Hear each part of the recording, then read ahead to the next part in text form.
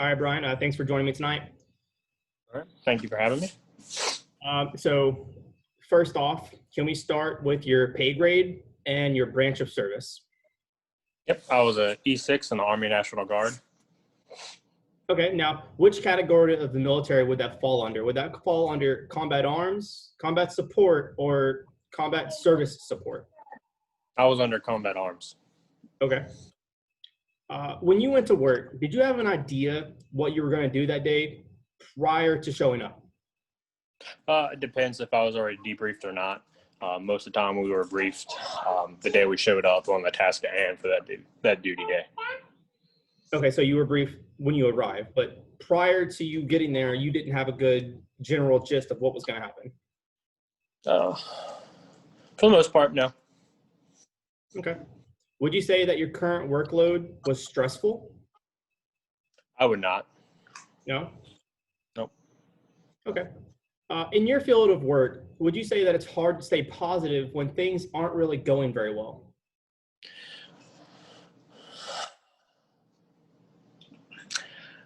Yeah, it was hard to stay positive. It was. Yeah. You want to elaborate a little more on that? All right. Just the climate of the unit I was in. It was ran kind of poorly, in my opinion. Others don't have that same opinion. So it was hard to remain positive myself, but for my soldiers, I would try to stay positive with them and keep them in the loop that they need to stay positive. Just maintain a good positive attitude when dealing with some of the nonsense we'd had to deal with. Okay. So we're kind of going into my next question is that within your own control to change? Yes, your positive outlook is always in your control. You can't let other people influence that. As a soldier, you're supposed to remain positive, all times professional. All right. It's hard at times, but you have to make sure you keep that positive mindset to make sure you conduct yourself in a positive or professional way to conduct or to complete whatever you have to do, task at hand. Absolutely. Thank you. When you weren't physically at work or in the work environment, what did you find yourself doing? Well, as a National Guard component, part-time, I did this job, law enforcement.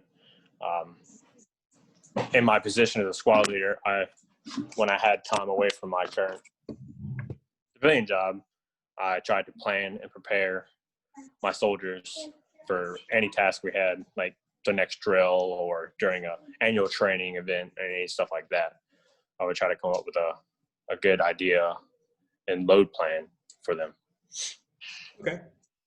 So moving on, in your own words, how would you define depression? Depression,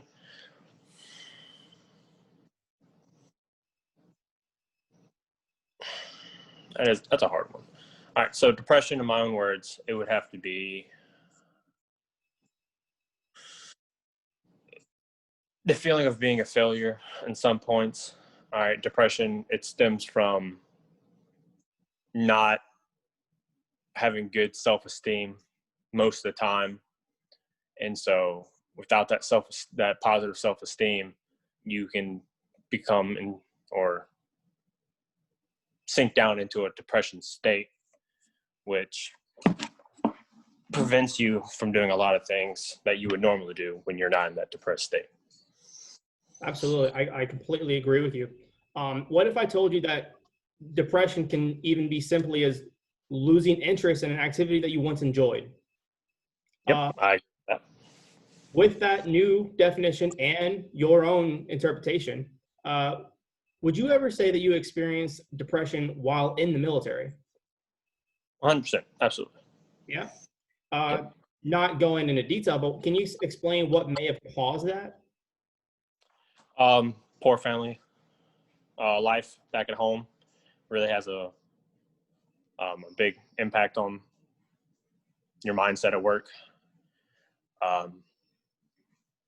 When you have a higher standard in your mind for what you think should be happening, and when it doesn't happen, it's hard to not become upset or depressed about something like that. Okay. How often do you find yourself thinking about work tasks or problems when you're off duty? Um, when I was in, I thought about it a lot.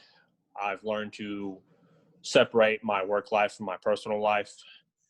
Learning that separation um, can benefit you in numerous ways because you don't want to bring your personal life into your work life. You don't want to bring your work life into your personal life.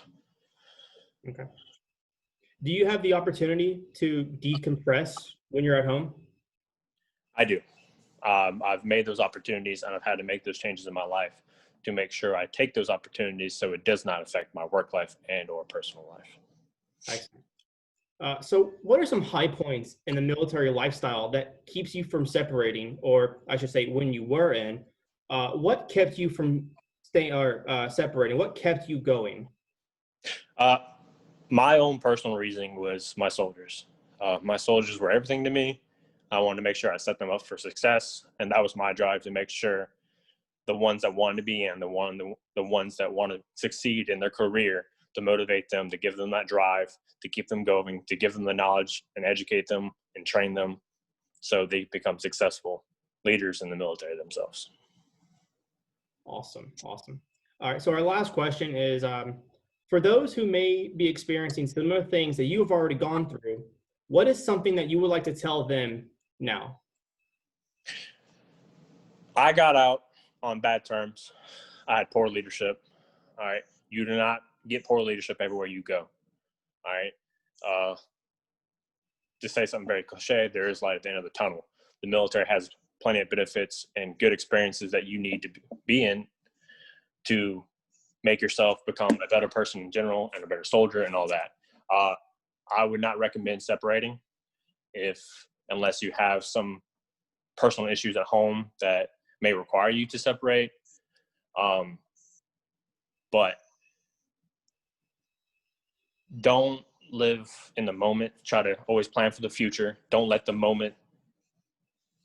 experiences in the moment affect your decision in the future, because it's not always going to be like that. It's not always going to be bad. It's not always going to be negative. All right. There's always positives in everything you do.